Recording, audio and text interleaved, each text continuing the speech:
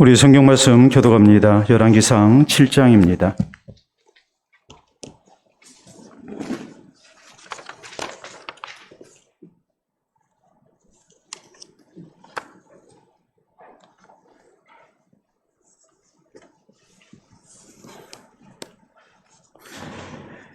열왕기상 7장 13절에서 22절 말씀 우리 교독합니다.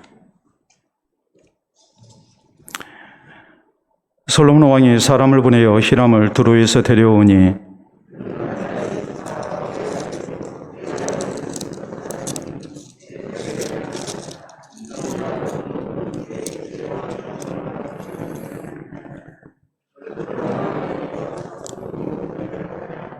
그가 녹기둥 둘을 만들었으니 그 높이는 각각 18규빗이라 각각 12규빗 되는 줄을 두를만 하며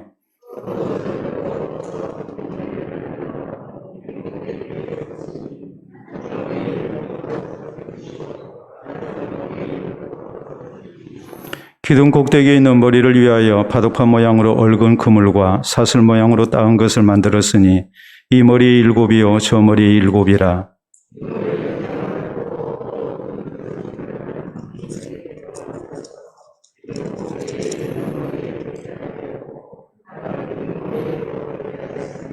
주랑 기둥 꼭대기에 있는 머리의 4규빗은 백합화 모양으로 만들었으며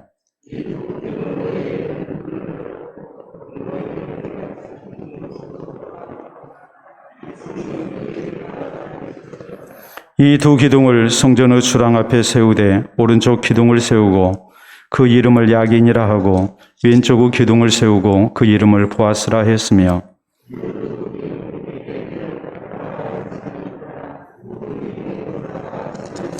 아멘. 기도와 말씀 받도록 합니다. 하나님 아버지 감사합니다. 오늘도 주님 앞에 우리를 불러주시고 또 주의 말씀 앞에 우리를 세울 수 있도록 은혜 주시니 감사합니다. 성령께서 우리를 깨우치시사 주의 말씀이 선포되며 들려질 때에 우리 하나님의 아름다운 감동의 역사가 있게 하시고 또 주님께서 바라시는 모습으로 우리가 말씀을 인하여 새롭게 창조함을 입을 수 있게 하시고 주의 뜻대로 우리를 빚으시는 성령 아름다운 역사가 시종일관 충만케 하여 주시옵소서. 이 시간도 주님 앞에 생일을 당하여 귀한 예물을 드린 손길을 기억해 주시옵기를 원합니다. 이제까지도 하나님의 은총 속에 살아왔거니와 앞으로도 우리 하나님의 손에 붙들려 하나님 나라 가기까지 영육간의 강건한 모습으로 살아가게 하시고 하나님께서 살아가는 가정을 세밀히 살피시는 가운데 그 손으로 하는 범사마다 주의 복이 있게 하시고 그 자손들이 신앙의 아름다운 유산을 허락받을 수 있도록 인도하여 주시옵소서. 특별히 사랑하는 아들이 이렇게 무릎 연골 수술로 많은 고생하였사오나 우리 주께서 모든 것 간섭하시고 또 수술을 잘 마칠 수 있도록 은혜 주시니 감사합니다. 앞으로도 회복되는 모든 과정에 하나님께서 살피시는 은혜가 있게 하시고 그 생명을 허락하신 하나님께서 또 그 생명을 주장하시사 우리 하나님께서 주시는 건강 회복이 있게 하시고 또 젊은 날 살아계신 하나님을 위한 삶을 살아갈 수 있도록 주께서 강한 손으로 붙드시고 선한 길로 인도하여 주시옵소서. 자녀를 인하여 근심이 있었사오나 오히려 이제 자녀를 인하여 하나님께서 주시는 신령한 기쁨과 감사가 있게 하시고 살아가는 가정에 하나님을 향한 아름다운 헌신이 있도록 주님께서 부모와 자녀 모두에게 은총을 다하여 주시옵소서. 같은 마음으로 기도하는 우리 사랑하는 모든 성도들의 가정마다 또 저희 자녀들마다 우리 하나님의 은혜 가운데 붙들어 주실 것을 믿습니다. 감사하오며 예수님 이름으로 기도하옵나이다. 아멘. 오늘 열왕기상 강의 17번째 시간입니다. 우리가 잘 아는 대로 세계 3대 영화제가 있습니다. 먼저 이탈리아의 베니스 영화제가 있죠.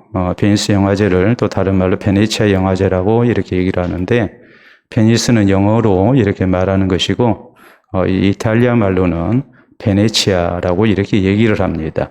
유명한 물의 도시 베네치아, 베니스 영화제가 있고 그 다음에 두 번째로는 프랑스의 칸 영화제가 있습니다. 그리고 또 하나 세계 3대 영화제 가운데 하나는 이 독일의 베를린 영화제입니다. 그런데 이 베니스 영화제는 이제 황금사자상을 이렇게 수상을 합니다.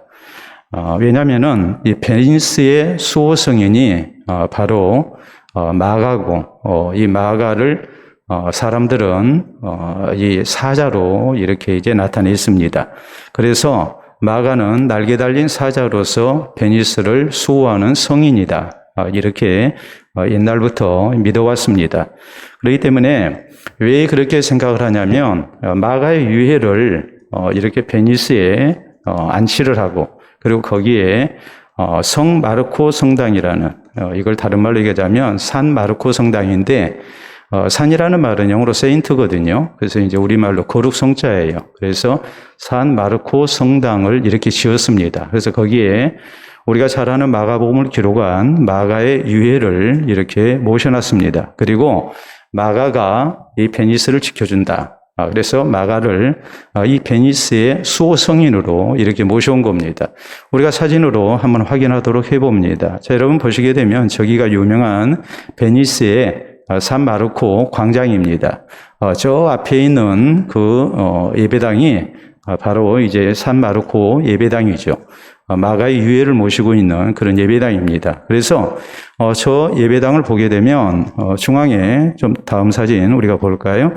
저렇게 날개 달린 사자상을 이렇게 이제 조각에서 걸어놨습니다. 저 날개 달린 사자상은 바로 마르코, 마가를 이렇게 이제 나타냅니다.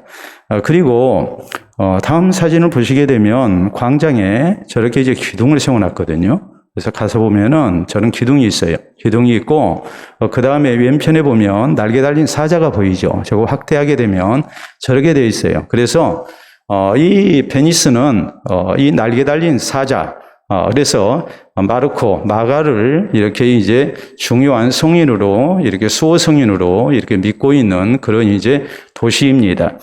칸 영화제는 황금 종려상을 줍니다.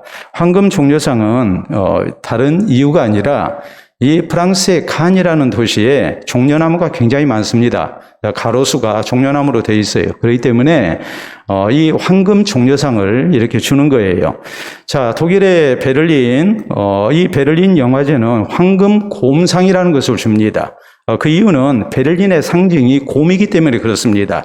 독일어로 이 베를린이라는 말은 곰이 살았던 것이라는 뜻이거든요. 곰에 그런 둥지가 있는 것이다. 이 곰에 그런 이제 살던 것이다 라는 뜻에서 나왔기 때문에 이 곰이라는 이 상징성을 생각을 해서 그래서 이제 베를린 영화제는 이렇게 황금 곰상을 줘요. 자, 우리나라의 유명한 예술인들, 유명한 감독들이 이 세 영화제에서 다 이렇게 상을 수상을 했어요. 자, 우리 한번 보도록 할까요? 김기덕 감독입니다. 김기덕 감독이 베니스 영화제에서 황금 사자상을 받았습니다. 그래서 상이 저렇게 생겼죠. 다음에 보면은 우리가 잘 아는 봉준호 감독 기생충이라는 작품으로 오스카상, 아카데미상을 수상한 걸로 우리가 알고 있죠. 그런데 아카데미상을 수상하기 전에 이 봉준호 감독이 바로 칸 영화제에서 이렇게 황금 종려상을 받았어요. 그래서 황금 종려잎이 이렇게 새겨진 상을 받은 거예요. 다음으로 우리가 보면 임권택 감독입니다. 우리가 잘 아는 장성 출신의 임권택 감독은 베를린 영화제에서 황금 곰상을 받았어요. 저렇게 영화제마다 이제 각기 특색이 있는 그런 상징성이 있는 그런 상패나 트로피를 제작을 해가지고 이렇게 수상을 합니다. 왜냐하면 그 상징물 자체가 그 유래가 또 깊은 의미가 이렇게 있기 때문에 그렇습니다. 우리는 지난 시간에 솔로몬의 왕궁 건축에 대해서 말씀을 살폈습니다. 솔로몬은 13년 동안 왕궁을 이렇게 건축을 했습니다. 그 규모가 성전의 4배에 해당되는 아주 큰 규모였고, 그리고 기간도 성전은 7년 동안 건축을 했지만 이렇게 이 자신의 왕궁은 13년 동안 건축을 했습니다. 근데 성경에는 성전 건축 사이에 아주 짧게 기록을 했단 말이에요. 그 이유는 뭐냐면 성경은 단순한 왕들의 기록을 남기기 위해서 쓰여진 성경이 아니에요. 비록 열왕기지만 많은 왕들의 기록을 남기고 있는 성경이지만 이것은 철저하게 예수 그리스도를 통해서 우리가 구원 얻는다는 진리를 가르치기 위해서 성경 기록이 된 것이거든요. 그렇기 때문에 예수 그리스도에게 초점을 맞추고 하나님의 구원을 우리에게 전하기 위해서 기록된 성경이기 때문에 성전 건축에 대한 내용은 많이 차지하고 있지만 왕궁 건축에 대한 것은 솔로몬은 13년 동안 성전보다도 4배나 큰 그런 건축을 했지만 이 성전 건축에 대한 기록보다도 훨씬 짧게 왕궁 건축에 대한 이렇게 기록이 나와 있는 거예요. 그런데 오늘 성경 말씀에 보면 이제 성전 건축에 대한 내용이 계속 이어집니다. 그러면서 성전 입구에 좌우에 두 녹기둥을 세웠다. 이것은 일종의 상징물이에요. 자, 베니스의 황금 사자가 상징물이고, 또 칸에는 황금 종려나무가 상징이고, 그리고 베를린은 황금 곰이 이렇게 상징인 것처럼 솔로몬의 성전의 상징은 뭐냐 했을 때에 두 녹기둥이에요. 두 녹기둥을 세워서 성전의 상징을 삼았어요. 그래서 성전을 출입하는 사람들이 그 두 녹기둥을 보면서 하나님을 향한 신앙을 고백하도록 했다라는 것이 오늘 성경 말씀이 우리에게 가르치는 중요한 내용이에요. 그렇기 때문에 우리가 영화제에 있어서의 그 상징성을 띠고 있는 그 상을 우리가 보면서 이제 새로운 사실을 안 것과 마찬가지로 거기에 어떤 유래가 있는 것을 우리가 안 것처럼 솔로몬 성전의 두 개의 녹기둥을 통해서 하나님은 과연 무엇을 상징하기를 원하셨는가? 우리가 그 상징성을 깨달으면서 우리가 하나님 앞에 나와 예배드리고 또 하나님을 우리가 의지하고 믿음으로 사는 그런 성도가 되어야 됩니다. 아무 생각 없이 우리가 교회를 출입하는 그런 성도가 돼서는 안 됩니다. 그렇기 때문에 오늘 성경 말씀 솔로몬이 성전을 건축하고 성전 입구에 두 개의 녹기둥을 세웠다. 이것은 상징성을 띠고 있는 녹기둥이었다. 이것을 생각하면서 과연 어떤 상징을 우리에게 말씀하고 있는가? 이것을 생각하고 오늘 우리가 하나님 앞에 나와 신앙생활할 때마다 하나님께서 우리에게 바라시는 그런 신앙생활의 모습이 무엇일까? 이것을 다시 한번 깨닫고 의미 있는 그런 성전 출입과 또 예배에 참여하고 또 신앙생활하는 우리 성도가 되어야 됩니다. 자, 먼저 오늘 성경은 어떤 사실을 강조합니까? 이 두 녹기둥은 두로 사람 녹기술자 히람을 초청해서 제작했다라고 말씀합니다. 자, 거기 시작되고 있는 13절 14절 말씀 다시 보도록 합니다. 솔로몬 왕이 사람을 보내어 히람을 두로에서 데려오니 그는 납달리 지파 과부의 아들이요 그의 아버지는 두로 사람이니 노세 대장장이라. 이 히람은 모든 논일에 지혜와 총명과 재능을 구비한 자이더니 솔로몬 왕에게 와서 그 모든 공사를 했다라고 말씀을 합니다. 자, 모든 논일을 했다고 말씀하죠. 모든 논일은 크게 두 가지입니다. 성전 밖에 두는 성구들, 제단, 번제단 같은 이런 것을 얘기하죠. 그리고 이제 15절로 17절에 보면 또 기술자로서 이제 만든 그런 이제 성구가 있었다고 이렇게 말씀을 해요. 자, 15절 이하. 그가 녹기둥 둘을 만들었으니 그 높이는 각각 18규빗이라 각각 12규빗 되는 둘을만 하며 또 노을 녹여 부어서 기둥머리를 만들어 기둥 꼭대기에 두었으니 한쪽 머리의 높이도 5규빗이요 다른 쪽 머리의 높이도 5규빗이며 기둥 꼭대기에 있는 머리를 위하여 바둑판 모양으로 얽은 그물과 사슬 모양으로 따은 것을 만들었으니 이 머리에 7이요 저 머리에 7이라 라고 말씀합니다. 자, 한 규빗은 제가 여러 차례 여러분에게 말씀을 드렸습니다만은 가운데 손가락 끝에서 팔꿈치까지 길입니다. 대략적으로 45.6cm. 그렇기 때문에 지금 오늘 성경 말씀은 지금 이 녹기둥의 그런 높이가 18규빗이었다. 그리고 머리가 5규빗이었다라고 이렇게 나와요. 그러면 18규빗이면 대략적으로 8.2m고 5규빗은 2.3m입니다. 그러니까 녹기둥의 전체가 처음부터 끝까지 대략적으로 한 10.5m 정도 되는 그런 높이라는 것을 우리가 알 수 있어요. 근데 두로라는 사람에 대해, 이 히람이라는 사람에 대해서 뭐라고 말씀하고 있느냐? 아버지는 두로 사람이었다. 그리고 어머니는 납달리 지파 과부였다. 다시 얘기하자면 이 히람의 아버지는 이제 세상을 이미 떠났다는 얘기예요. 아버지의 혈통으로 생각하면 이 사람은 히람은 이방인이에요. 두로 사람이니까. 오늘날의 레바논 사람이거든요. 이스라엘 백성이 아니에요. 그런데 이 사람을 데려다가 지금 성전을 건축하는 데 있어서 아주 중요한 상징물, 이 두 녹기둥을 만들게 하고 또 하나님 앞에 제사드리는 데 쓰는 모든 녹기구를 이렇게 제작하도록 했다. 이것은 굉장히 중요한 사실을 우리에게 가르쳐요. 그건 뭐겠습니까? 하나님께서 하나님의 뜻을 이루시기 위해서 이방인도 사용했다는 말이고 또 이 말은 다른 말로 얘기하자면 이방인도 구원의 대상이라는 말이에요. 이방인을 통해서도 하나님은 영광을 받으시고 하나님 나라의 뜻을 이뤄나가시는 하나님이시라는 것을 우리가 말씀하고 있는 거예요. 오늘 우리가 현실적으로 그렇죠. 교회당을 건축하는데 성도들만 건축을 하는 게 아니잖아요. 우리 성도들보다도 더 뛰어난 재능을 가진 그런 건축 전문가가 있다면 그런 사람들한테 설계를 부탁하고 또 건축회사와 계약을 해서 건축을 하는 거 아니겠습니까? 우리가 하나님 앞에 성전을 건축하는데 모두가 다 그리스도인이어야 한다. 그런 법은 없단 말이에요. 당시 솔로몬 당시에도 성전을 건축할 때 이 중요한 상징물과 또 성구를 제작함에 있어서 하나님께서는 이런 이방인도 사용하셔서 하나님의 뜻하신 바를 이루셨어요. 그렇기 때문에 우리가 여기서 얘기할 일이 이겁니다. 우리 가운데 하나님 앞에 쓰임받지 못할 사람은 아무도 없는 거예요.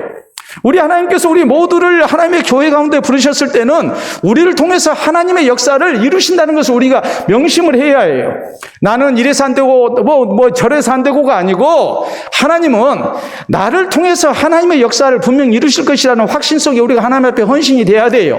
우리의 재능이 많든지 크든지 우리는 적든지 우리는 하나님 앞에 온전하게 헌신되는 가운데 하나님의 교회를 세우고 하나님의 나라를 세워나가는 그런 일꾼들이 되어야 됩니다. 성경은 잠언 16장 4절에 우리에게 말씀합니다. 여호와께서 온갖 것을 그 시험에 적당하게 하셨나니 악인도 적당하게 지으셨느니라. 하나님께서 창조하신 세상의 모든 피조물들은 하나님의 거룩한 목적 속에서 하나님의 뜻 가운데서 창조가 됐다고 말씀합니다. 모든 것이 하나님의 기쁘신 뜻 가운데에 존재하고 있는 거예요. 의미 없는 것은 아무것도 없어요. 저나 여러분이나 모두가 다 하나님 보실 때는 소중한 백성들이고 하나님의 선한 도구로서 쓰임을 받을 수 있다는 것을 말씀하고 있는 겁니다. 여러분, 그렇기 때문에 우리가 성경에 보면 고린도전서 12장에 교회가 뭐냐 했을 때 교회는 예수 그리스도를 머리로 한 각 몸을 이루고 있는 지체, 이것이 부름받은 성도의 모임이고 교회라고 이렇게 말씀을 합니다. 여러분, 우리 몸에 지체를 놓고 보세요. 필요 없는 거 하나 없어요. 사실 머리가 별로 머리숱이 많지 않으신 분은 머리털 하나도 소중합니다. 우리는 흰머리 나면 뽑아버리지만은 머리숱이 적은 사람은 흰머리도 소중해요. 소중하지 않은 것은 하나 없어요. 우리 몸의 모든 지체가 소중해요. 하나님이 만드신 모든 피조물, 하나님의 교회 가운데 불러주신 사람은 하나님의 거룩한 목적을 이루기 위해서 우리가 하나님의 택하심을 입었다고 우리는 믿어야 합니다. 그렇기 때문에 우리가 요한계시록 3장에 보면 우리 예수님께서 필라델피아 교회를 칭찬하시죠. 그때에 필라델피아 교회에 대해서 주님은 이런 말씀을 하십니다. 적은 능력을 가지고도 충성했다. 여러분, 큰 능력 받아가지고 충성한 것만이 충성이 아니에요. 적은 능력을 가지고도 충성한 것, 이것이 우리 주님께서 우리에게 바라시는 거란 말이에요. 그렇기 때문에 내가 능력이 부족하다고 나는 필요 없는 사람이라고 우리가 그렇게 자기 비하에 빠져서도 안 되고 하나님의 나라를 세워나가는 데 있어서 자기를 스스로 면제시켜도 안 돼요. 하나님께서 나를 통해서 하나님의 역사를 이루시기 위해 나를 이 시대에 주의 교회 가운데 불러주셨다. 나도 필요한 사람이다. 우리가 이렇게 생각을 하고 하나님 앞에 헌신되는 성도가 돼야 됩니다. 자, 여러분 사진 하나 보도록 하겠습니다. 여러분 사진을 보시게 되면 저런 물고기였습니다. 뭡니까? 누가 지금 대답하신 것 같은데요. 뭐예요? 네, 아구입니다. 아구. 다음 사진 보면 더 흉측하게 생겼죠. 꿈에 나타날까 무섭지 않아요? 안 그래요? 네. 이제 치우세요.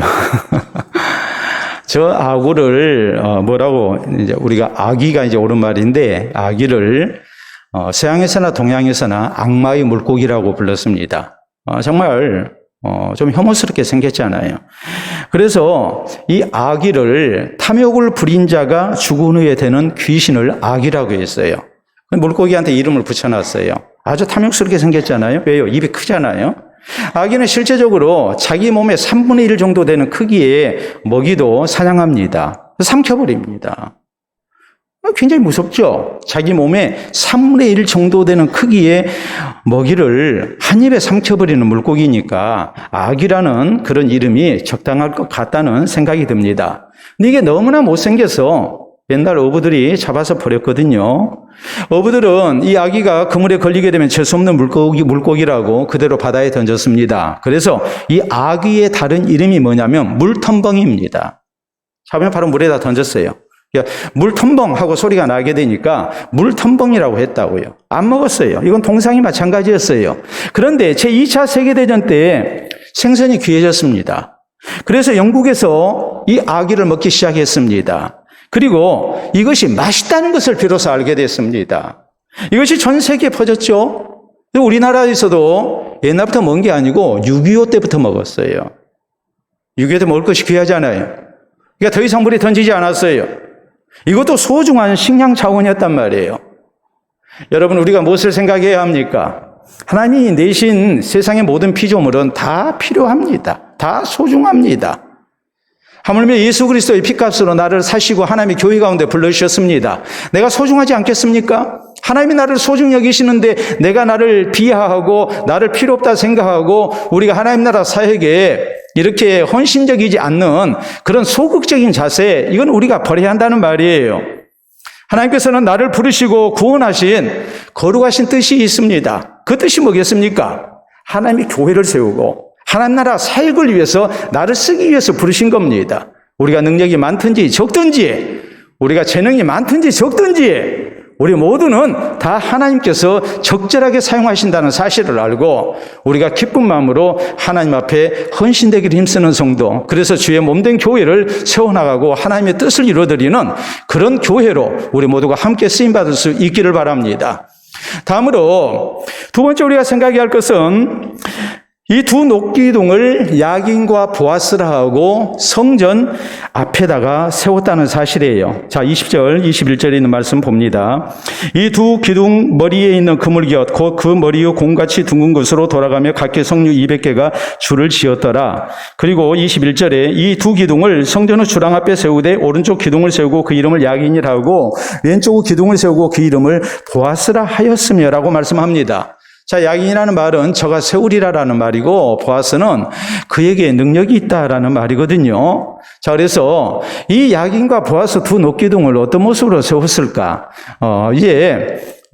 신학자들이 성경에 기록된 내용을 놓고 이렇게 상상도를 그렸어요. 자, 그래서 제가 지난번에 여러분에게 한번 보여드렸어요. 자, 이런 모습이에요. 자, 여러분 사진을 보시게 되면 저게 솔로몬 성전이고 3층으로 된 솔로몬 성전이고 저 앞에 현관 입구에 두 개의 큰 녹기둥이 좌우에 있습니다. 아마 저런 모습으로 세웠을 것이다. 자, 다음 사진을 보시게 되면 또 이런 모습이었을 것이다. 그러니까 저것은 건물을 지탱하기 위한 녹기둥이 아니라 하나의 상징적인 요소로서 세워진 그런 구조물이라는 것을 우리가 알 수가 있죠. 기둥이라면 마땅히 건물을 지탱하고 있어야 하잖아요. 그런데 그렇게 지탱하지 않고 입구에다가 좌우에 저렇게 세워놨단 말이에요. 이게 지금 야긴과 보아스예요. 그러면은 이것이 무엇을 의미하느냐 했을 때에 이것은 다름이 아니라 우리로 하여금 철저히 하나님을 의지하라는 뜻이란 말이에요. 자, 우리가 시편 127편에 보면 성전에 올라갈 때 부르는 노래가 나와요.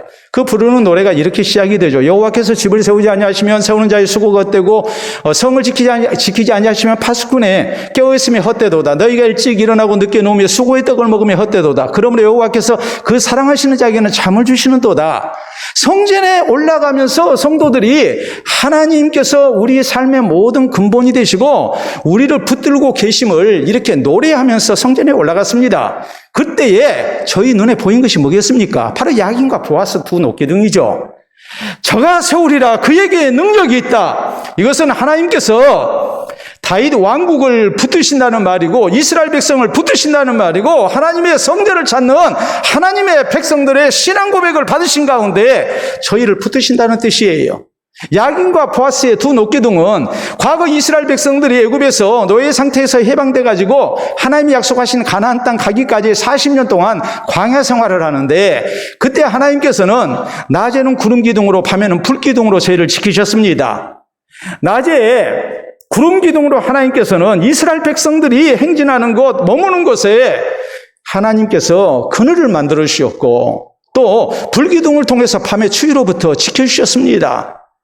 그렇기 때문에 이것은 이 불기둥과 구름기둥을 상징하는 것으로서 광야 같은 세상에서 하나님의 백성들이 무엇을 의지하고 살아야 할 것인가, 그것을 극명하게 기억나게 하는 거예요. 그렇기 때문에 성전에 올라가면서 그 찬송을 부른 겁니다. 야긴과 보아스의 두 녹기둥을 보면서 이스라엘 백성들, 하나님의 백성들이 고백해야 할 신앙이 뭐겠습니까? 오직 하나님만이 내 삶의 주인이시다. 이 전능하신 하나님이 우리를 지키시고 보호하신다. 더구나 노시라는 것은 견고한 것을 말합니다. 아주 견고한 쇠붙입니다. 우리가 성경에 보면 놋은 하나님의 보호를 상징합니다. 그렇기 때문에 우리 성도가 하나님 앞에 나아올 때 고백해야 할 신앙 자세가 뭐겠어요? 그건 다른 거 아니에요. 야긴과 보아스의 신앙 고백이 있어야 한다는 말이에요. 전능하신 하나님이 내 삶을 붙드시고 하나님을 찾는 백성에게 하나님의 은총을 주시고 이 하나님의 은혜를 통해서 우리가 산다는 것을 기억하고 하나님을 향한 아름다운 믿음의 고백이 있는 것, 이것을 하나님이 우리에게 원하시는 거란 말이에요. 민수기 10장에 그런 내용이 나오죠.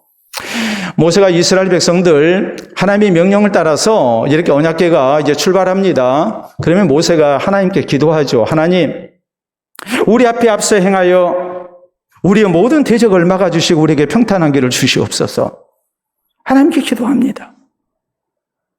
궤가 쉬는 가운데, 언약궤가 쉬는 가운데 이스라엘 백성들이 이제 거기에 야영하고 머무르게 됐습니다. 그러면 모세가 또 하나님 앞에 뭐라고 기도합니까? 여호와여, 이스라엘 10,000명 가운데 돌아오소서. 우리를 지켜주소서. 또 하나님 앞에 기도합니다.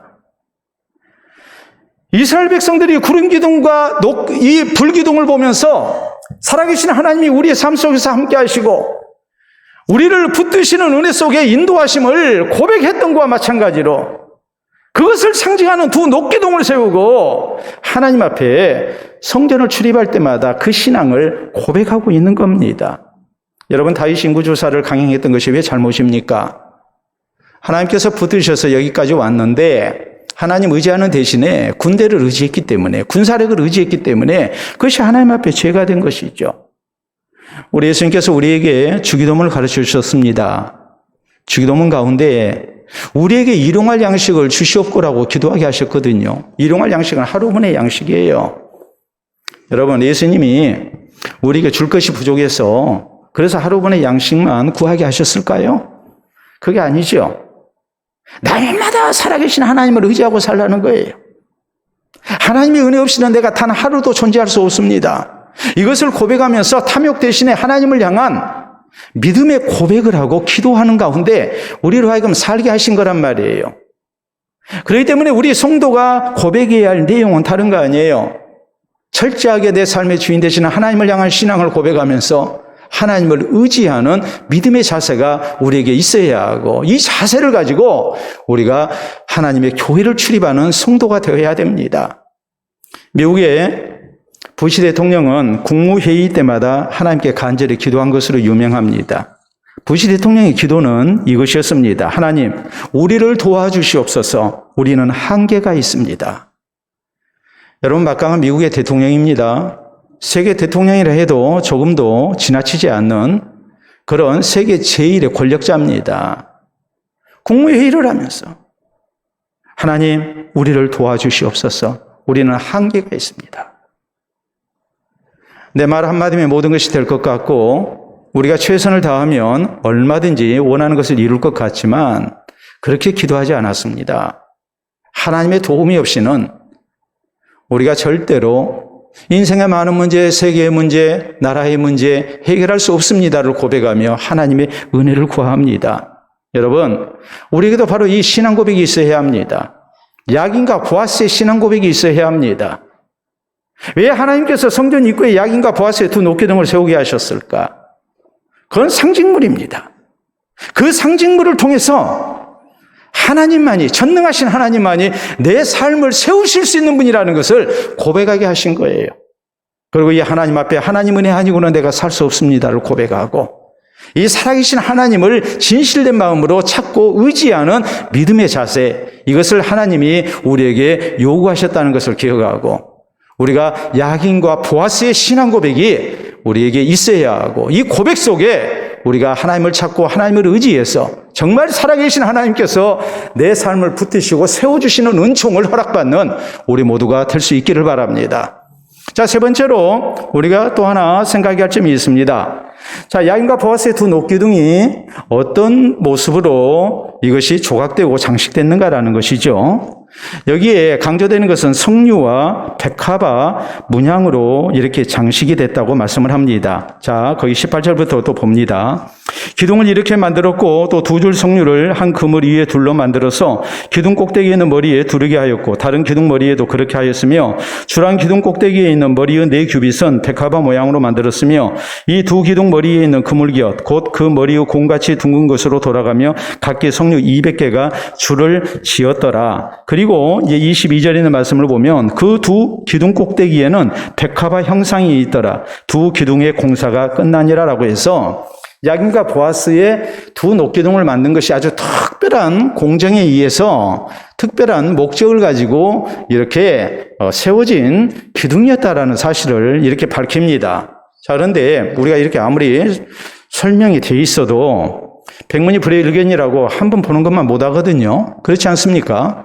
자, 그렇기 때문에 어떤 식으로 이 두 녹기둥이 세워졌을까? 우리가 또 사진으로 한번 보도록 하겠습니다. 여러분 사진을 보시게 되면 대체적으로 저런 모습이에요. 이제 여러분이 얼마나 지금 저것을 자세히 볼 수 있는지 모르겠습니다. 보아스와 야긴의 두 이제 녹기둥이 같은 녹기둥인데 저런 모습으로 이렇게 세워져 있다. 그래서 지금 그림으로 이렇게 이제 표시가 되어 있어요. 좀 더 확대해서 머리 부분을 우리가 보게 되면 이제 백합화 모양의 그런 이제 조각이 돼 있고, 그 다음에 그 아래는 그물 모양으로 이렇게 이제 쌓여 있고, 또 사슬 모양이 있고, 또 석류줄이 삥 둘러 있는, 이제 대충 감이 오십니까? 저런 모습으로 이제 야긴과 보아스 두 녹기둥이 아주 오밀조밀하게 이렇게 조각이 됐다는 것을 우리가 알 수가 있습니다. 그러면 왜 하필이면 석류고 또 백합화인가라는 의문점을 우리가 가질 수가 있어요. 자, 석류라는 것은 우리는 석류 하면은 무슨 생각을 합니까? 그냥 시다는 느낌이 먼저 들어요. 요새 여성분들 에스트로겐의 그런 이제 함유율이 높기 때문에 석류가 여성분에게 좋다. 그래서 이제 뭐 석류, 즙이랄지 주스랄지 이런 것이 이제 굉장히 인기를 끌고 있습니다. 우리는 주로 그런 식으로 생각을 합니다. 근데 석류는 다름이 아니고 풍요로움을 상징합니다. 여러분, 은행은 우리나라가 원산지입니다. 우리나라 은행이 굉장히 크고 좋아요. 저 독일이나 유럽 쪽에 가면 은행이 정말 보잘것없어요. 왜냐하면 은행은 우리나라가 원산지이기 때문에 가장 알도 굵고 나무도 크고 그래요. 옛날부터 은행나무 많이 심었잖아요. 자, 그런데 석류는 어디가 원산지냐? 아라비아가 원산지예요. 중동이 원산지예요. 그렇기 때문에 여러분 시중에 나가시게 되면 과일 가게 이런 데서 석류 팔죠. 예? 그래서 뭐 박스로 해가지고 석류 팝니다. 그래서 몇만 원씩 합니다. 그런데 그 석류가 지금 어디서 오냐면 이란에서 수입해 온 거거든요. 이란산 석류가 굉장히 유명해요. 우리 지금 이정철 선교사님 계십니다만은 저 아제르바이잔 그쪽에도 가면 석류가 굉장히 많습니다. 그래서 뭐 길가에서 이렇게 석류즙 이렇게 팔고 그러거든요. 그쪽 아제르바이잔 그쪽이 이란과 가까운 것이기 때문에 국경 맞대고 있거든요. 그렇죠? 예, 그렇기 때문에 그쪽에 석류가 굉장히 유명해요. 예. 그래서 이란산 석류가 원래가 원산지이기 때문에 거기 석류는 우리하고 달라요. 우리나라 석류는 굉장히 시다는 느낌을 우리가 먼저 생각할 수밖에 없어요. 그런데 중동 지방의 석류는 알이 굉장히 많고 보석처럼 많고, 그리고 그 생김새 자체가 이렇게 보석처럼 생겼잖아요. 거기에다가 굉장히 달아요. 그렇기 때문에 석류는 풍요로움을 상징하는 그런 과일이에요. 백합화는 어떤 상징을 가지고 있느냐 했을 때 약속의 꽃이에요. 서로 간에 약속을 할 때 백합화 꽃을 줍니다. 내가 이 약속을 절대 어기지 아니하리라. 우리가 꽃에도 다 꽃말이 있고 또 꽃이 상징하는 의미가 있잖아요. 그렇기 때문에 백합화를 통해서 이제 약속을 상기하고 약속을 지킬 것을 이렇게 고백하는 거거든요. 그래서 백합화는 뭘 얘기하느냐 했을 때에 하나님의 언약을 상징하는 거예요. 자, 두 녹기둥을 세웠습니다. 근데 두 녹기둥에 백합화 꽃이 피어 있고 또 둘레에는 이렇게 석류가 이렇게 조각이 돼 있어요. 이것이 곧 무엇을 얘기하겠습니까? 우리가 하나님 앞에 나아가게 될 때, 하나님을 의지하고 나아가게 될 때 하나님께서 우리에게 베푸시는 구원과 또 하나님의 은혜와 축복, 이런 것이 풍요롭게 우리에게 나타난다는 하나님의 언약을 믿고 우리가 하나님 앞에 나와야 한다는 말이에요. 하나님을 찾는 성도에게 있어야 할 신앙 고백은 내가 오늘 하나님 앞에 나오는 것이 헛된 일이 아니고 살아계신 하나님을 찾는 것이 얼마나 복되고 소중한지 하나님이 우리에게 약속하신 그 언약을 붙들고 우리가 하나님의 약속하신 복의 은총을 믿고 우리가 하나님을 찾아야 한다는 말이에요. 우리가 어쩔 수 없이 율법적으로 습관적으로 하나님 앞에 나오는 것이 아니고 내가 오늘 하나님 앞에 나와서 예배드리는 것이 얼마나 하나님 보시기에 소중한 일인지 하나님이 주님 앞에 나오는 주의 백성들에게 약속하신 구원과 또 때를 따라 돕는 은혜를 우리가 확신하면서 하나님을 찾는 것이 얼마나 복된지 그것을 우리가 고백하면서 하나님을 찾아야 한다는 말이에요. 우리가 성경을 보면 그렇잖아요. 우리 예수님께서 제자들에게 말씀하십니다. 너 이름이 하늘에 기록된 것으로 기뻐해라. 우리가 하나님을 찾는 것이 결코 헛되지 않다는 말이에요. 하나님을 향한 헌신이 결코 헛되지 않은 것을 우리 주님은 분명하게 약속을 하셨어요. 그래서 사도 바울이 고백한 것이 무엇입니까? 사도 바울은 사람들에게 미쳤다는 말을 들었어요. 저 예수에 미쳐버렸다. 주를 위해서 세상의 부귀영화를 버리고 전도자로서 헌신된 모습을 보고 바울을 아끼는 사람들이 다 안타깝게 생각했습니다. 네 많은 학문이 너를 미치게 하는도다. 그런 말을 들었다고요. 그럼에도 불구하고 사도 바울은 평생을 하나님 앞에 헌신된 삶을 삽니다. 그리고 그가 고백한 것이 무엇입니까? 디모데후서 4장 6절로 8절에 있는 말씀을 보면 전제와 같이 내가 벌써 부어짐이 되었다. 나의 떠날 시각이 가까웠다. 전제라는 것은 하나님 앞에 번제를 드리게 될 때에 맨 마지막에 포도주를 부어드린 것을 전제라고 얘기합니다. 부어드릴 전자거든요. 그렇기 때문에 사도 바울은 자신의 생애를 어떻게 봤냐면 하나님 앞에 드려지는 번제라고 봤어요. 번제는 헌신의 제사예요. 레위기 1장에 보면 하나님 앞에 헌신할 때에 번제를 드리게 했습니다. 자신을 하나님 앞에 번제물로 바친 사람이 바로 사도 바울이었어요. 전제와 같이 내가 벌써 부어짐이 되고 나의 떠날 시각이 가까웠도다. 내가 이제 죽을 때가 됐다는 말이에요. 내가 선한 싸움을 싸우고 나의 달려갈 길을 마치고 믿음을 지켰으니 이제 후로는 나를 위하여 의의 면류관이 예비되었으므로 죽어도 의로우신 재판장께서 그날에 내게 주실 것이요 나뿐 아니라 주의 나타나심을 사모하는 모든 자에게도니라. 여러분, 사도 바울이 눈물 없이 달려갈 길을 달려갔겠습니까? 바울이 사도행전 20장 23절로 24절에 고백한 내용이 무엇입니까? 바울 사도가 예루살렘으로 간다고 했을 때 성도들이 성령의 감동하심 속에 바울이 이번에 예루살렘 가면은 얼마나 크게 곤욕을 당하게 될 것인가? 그가 감옥에 갇힐 것이고 고생하게 될 것이고 혹시라도 순교의 제물이 될 것이라는 이런 염려 속에서 바울을 붙잡고 가지 말라고 말립니다. 그때 바울이 했던 말은 이것입니다. 오직 성령이 각 성에서 나에 대하여 증언하시기를 결박과 환난이 나를 기다린다 하시나 나의 달려갈 길과 주 예수께 받은 사명 곧 하나님의 은혜의 복음 증거하는 일을 마치려 하면은 나의 생명조차 조금 더 귀한 것을 여기지 아니하노라. 바울이 눈물 없이 그 길 간 거 아니에요. 수없이 많은 죽을 고비를 넘기면서 바울은 평생을 하나님 앞에 헌신했어요. 무엇 때문에 그랬을까요? 하나님께서 나를 부르셨고 하나님의 명령이기 때문에 그렇게 간 겁니다. 그러나 바울은 믿은 게 있었습니다. 내가 선한 싸움을 싸우고 나의 달려갈 길을 마치고 믿음을 지켰으니 이제 후로는 나를 위하여 의의 면류관이 되었으므로 죽어도 의로우신 재판장께서 그날에 내게 주실 것이요. 우리 주님의 약속을 믿은 거예요. 우리 주께서 믿음으로 사는 백성들 분명히 사랑하시고 약속하신 하늘의 상이 있음을 믿은 거예요. 그걸 믿었기 때문에 다른 사람은 미쳤다고 하지만 그런 세상의 부귀영화를 버린 것 조금도 아까워하지 않았습니다. 흔들림 없이 믿음의 길을 갔습니다. 여러분, 아프리카에 킬리만자로라는 산이 있습니다. 자, 우리가 사진으로 만나보도록 합니다. 아프리카 탄자니아에 있는 킬리만자로 산. 아프리카 대륙 최고봉이죠. 해발 5,895m의 그런 산입니다. 자, 킬리만자로 산. 우리나라 관광객들이 킬리만자로 산에 가면은 항상 확인하는 게 있어요. 뭘 하냐면, 뭘 물어보냐면, 여러분 같으면 뭘 물어볼 것 같아요? 표범이 있냐고 물어봐요.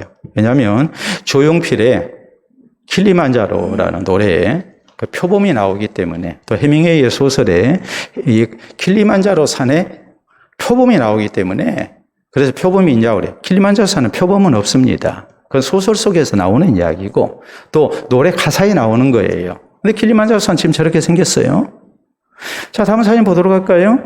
자, 저쪽 위에 보면 이제 눈이 쌓이는 것을 우리가 볼 수 있죠. 저기 아프리카입니다. 적도 지역입니다.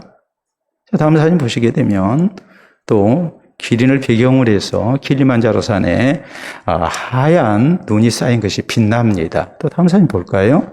자, 역시 마찬가지로 코끼리떼가 있고 저렇게 적어도 이제 5,000m 이상 올라가게 되면 저게 지금 전체가 5,895m니까 5,000m 올라가게 되면 거기에는 만년설이 이렇게 쌓여 있어요. 만년설이 쌓여 있는데 킬리만자로라는 말 자체가 어떤 말이냐면 마사이족들의 말, 우리가 마사이족 많이 들어봤잖아요. 마사이족들 원주민의 말로 빛나는 산이라는 말이에요. 흰 눈이 쌓여서 1년 12달 계속해서 빛나는 산. 햇빛이 비치면 지금 여러분 사진 보셨듯이 하얗게 빛나지 않아요? 하얀 산이에요. 우리 말로 하자면 백두산입니다. 백두산이 그 말이죠. 흰 백자에 머리 두자니까 백두산에 눈이 꼭대기에 쌓여있는 그 모습이 바로 킬리만자로산이에요. 킬리만자로산은 백두산보다도 2배 이상 높은 산입니다. 그러니까 만년설이 이렇게 있는 것이죠. 여름임에도 불구하고 굉장히 장관이에요. 그래서 오늘날 유명한 트레킹 코스가 있어요. 7개 코스가 있는데 대부분 험하지 않고 안전한 루트입니다. 그런데 사실 이제 고지대이기 때문에 4,000m 이상 올라가게 되면 이제 고산병이 찾아와요. 그러니까 이게 절대 쉬운 코스는 아니에요.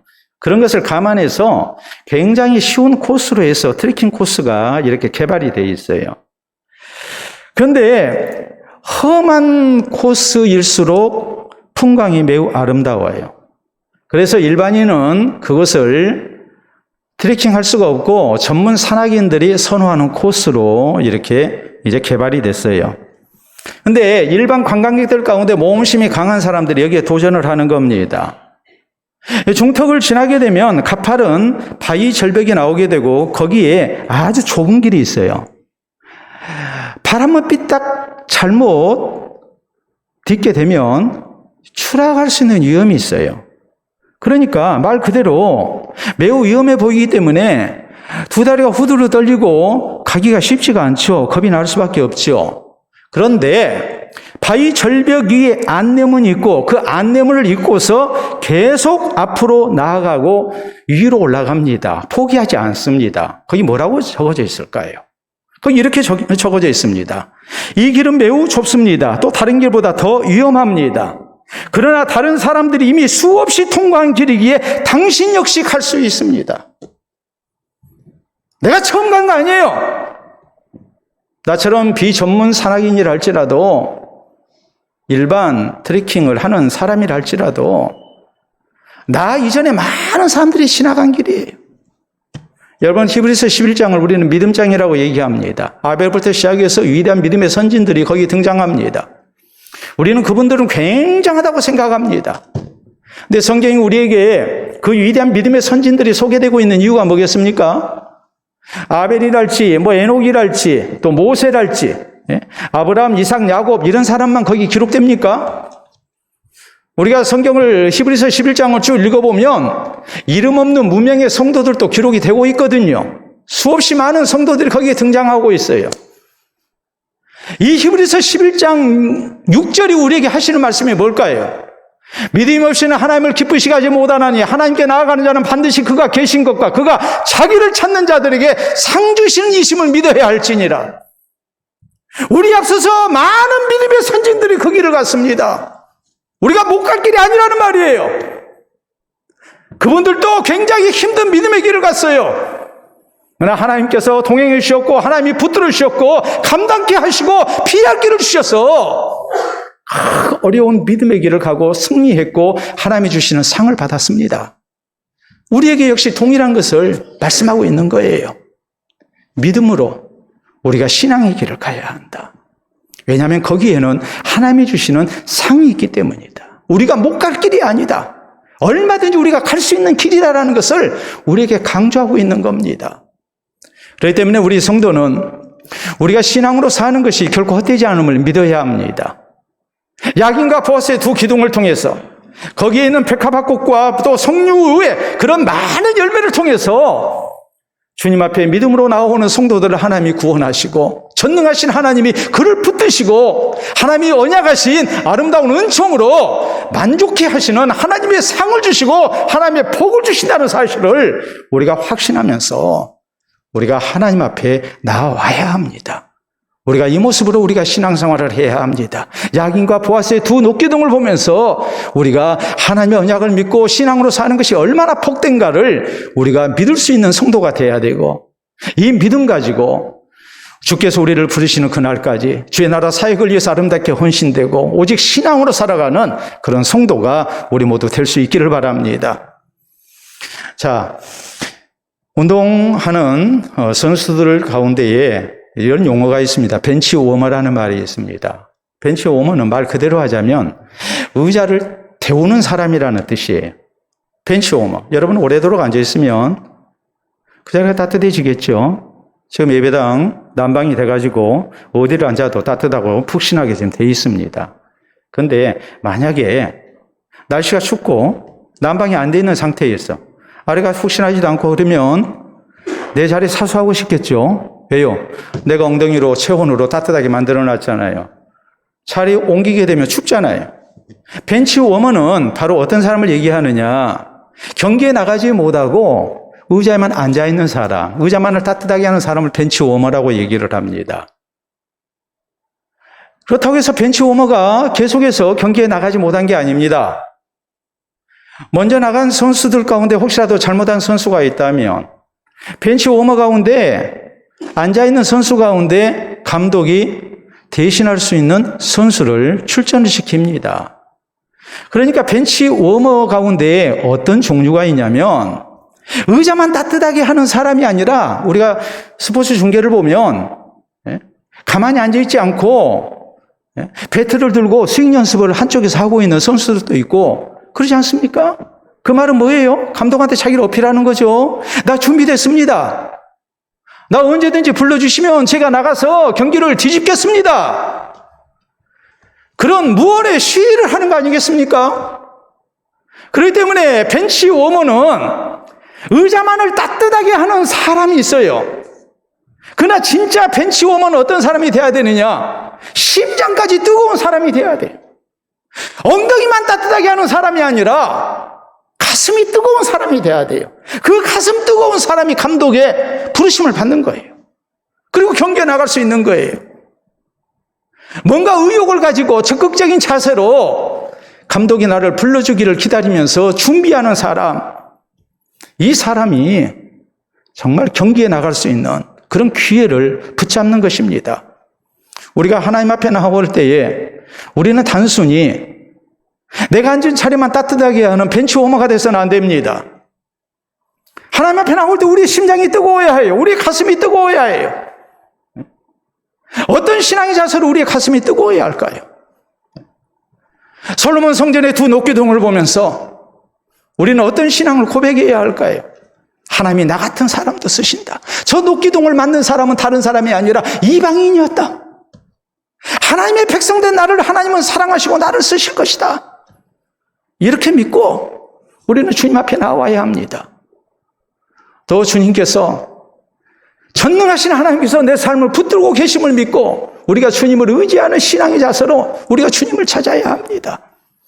그뿐만이 아니라 신앙으로 사는 것은 결코 헛되지 않다는 것을 믿고 우리는 뜨거운 가슴으로 주님을 찾고 신앙생활하는 성도가 되어야 됩니다.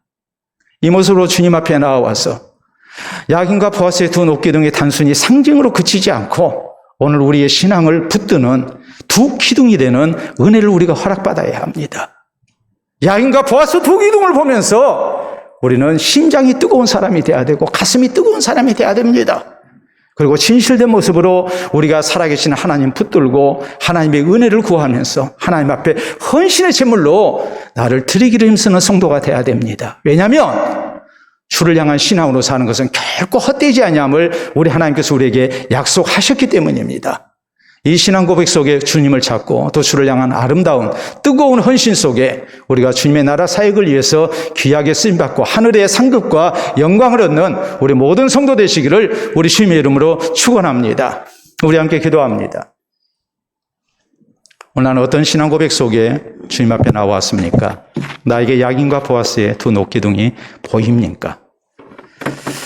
우리 하나님 앞에 나를 드리면서 나를 붙드시고 나를 귀히 쓰실 주님을 찬양하면서 하나님 나라 사역에 귀하게 쓰임받고 또 하나님의 약속하신 아름다운 상급을 향해 나아가는 뜨거운 신앙생활이 우리 모두에게 있기를 다짐할 수 있기를 바랍니다. 기도합니다.